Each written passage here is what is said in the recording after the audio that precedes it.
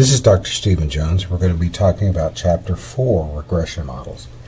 If you have not yet watched the two videos that I posted for the discussion assignment for this chapter, you should do that because they do actually have a bearing on several subjects that we'll be going over today.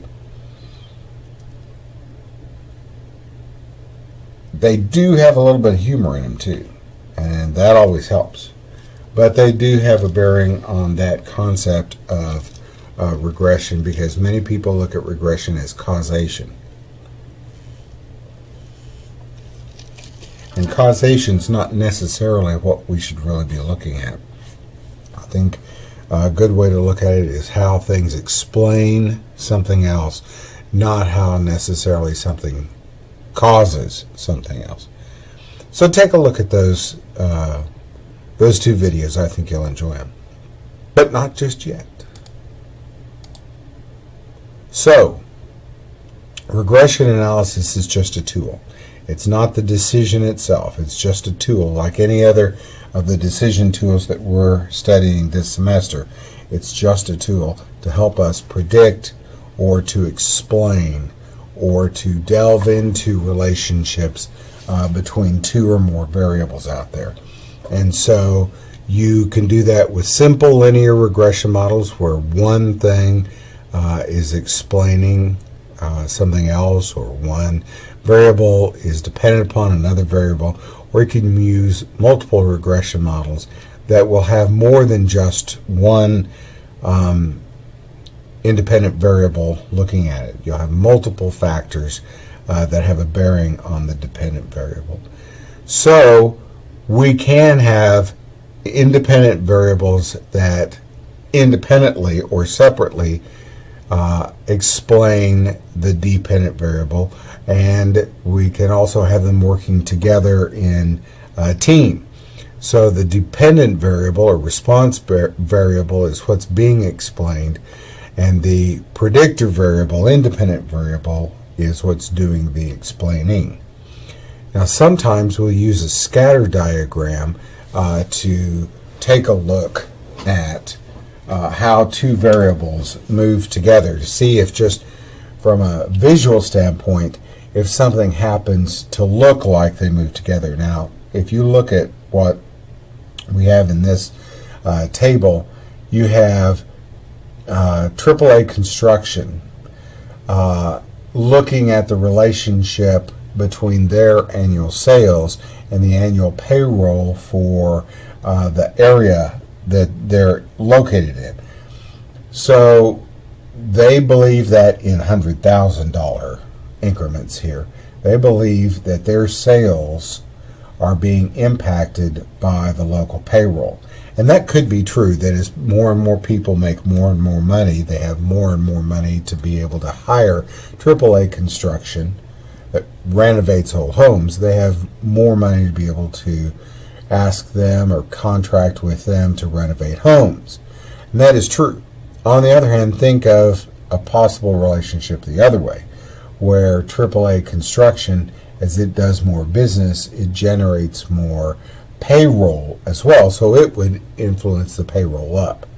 Now, the idea that a small company could affect the major amount of the payroll for a large city, that's probably not the case. But again, if you've watched those videos, you'll note the direction of causality here is an important thing to be very careful about. So anyway, here's a set where you'll notice what AAA's sales have been over time and payroll for their location. And you get a scatter graph like this, and that scatter graph tends to show that there is some form of relationship. Now you'll notice it's not a perfect one, so that line that's showing up here, which we'll take a look at in just a minute, as a regression line,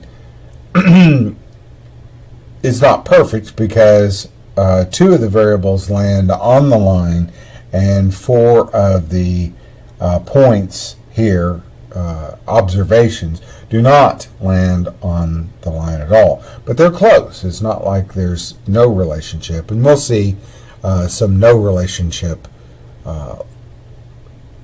groupings in later slides. If you happen to know, and this is theoretical here, this is just the theoretical equation line. If you happen to know with perfect sense all the data, then you can actually create this perfect equation, and it doesn't work. So instead what we do is use simple linear regression with sample data.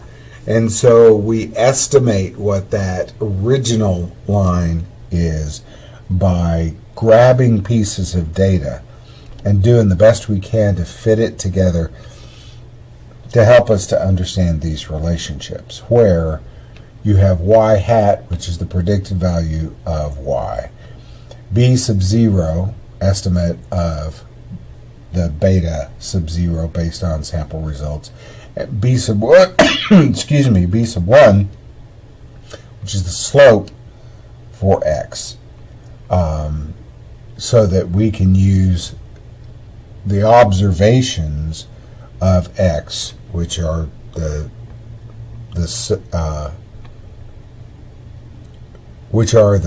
payroll amounts, to try to predict what those sales are, which is y, and that's what the y hat is a predicted value of y. Okay, now you probably had to do this when you were in statistics or in a math class. You had to actually calculate these out by hand on paper. If you did not, shame on you. Shame, shame, shame on you. I was going through before we had computers to do all this. We had computers, but we didn't use them in class. They made us write this all down on our stone tablets and coal pieces, and I'll go back here. No. But I did have to do it by hand. It's no fun.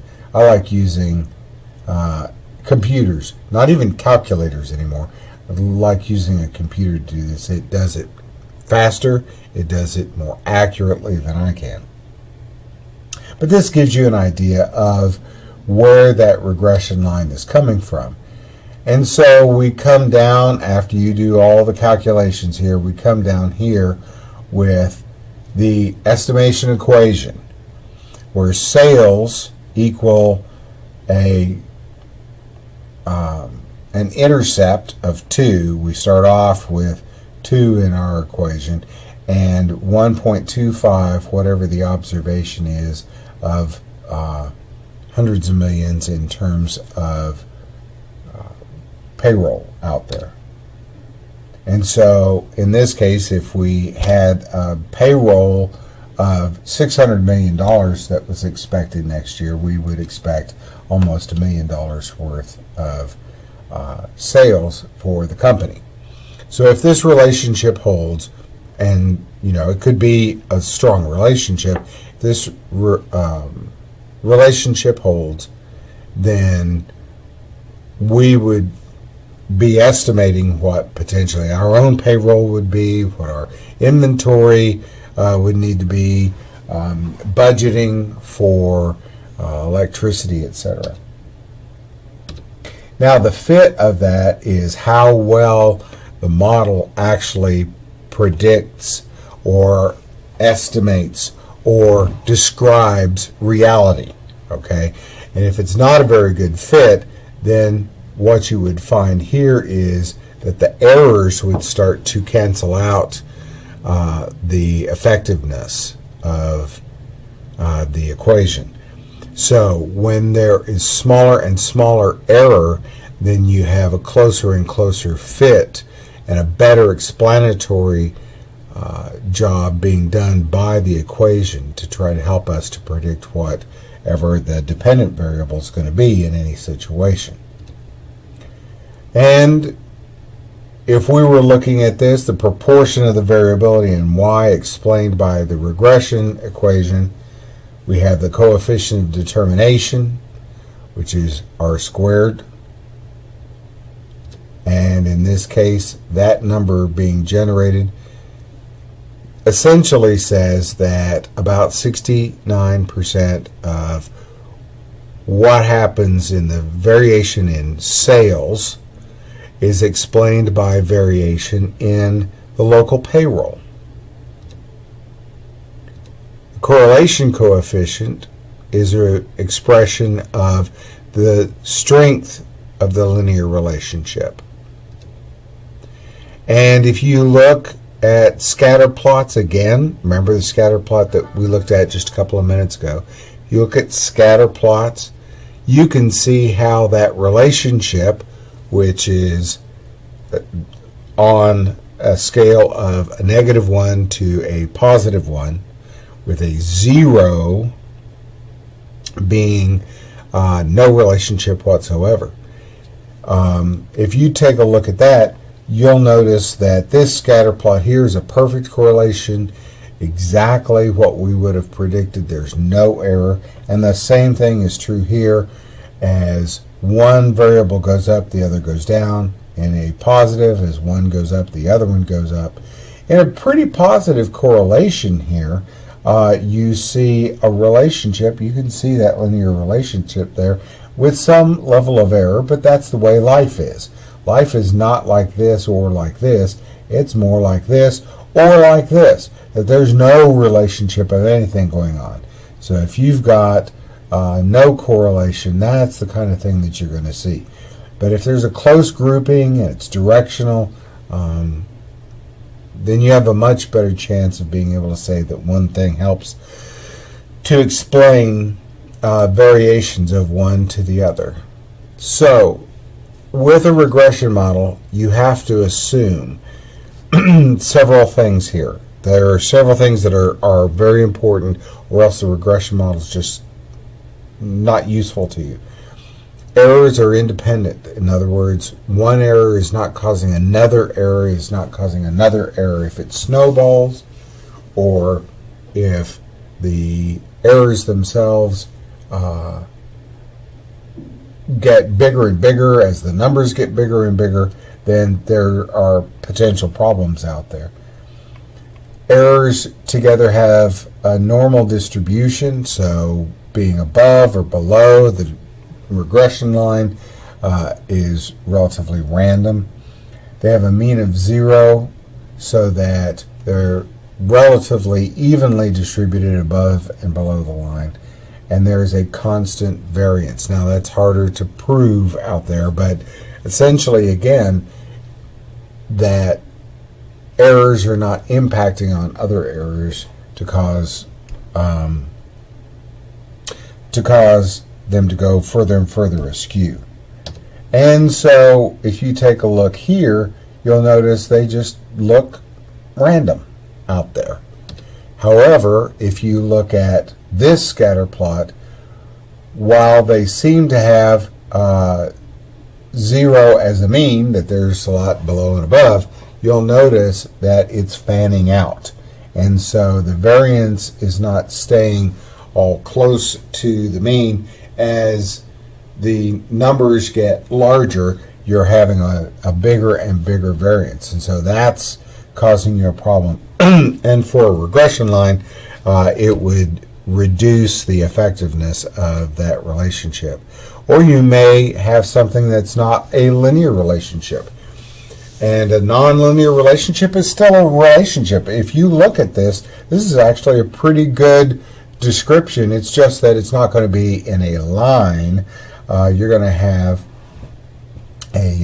probably a quadratic function that's actually working here, where you're going to have x's and x squareds, not just y equals 2 plus 1.25x.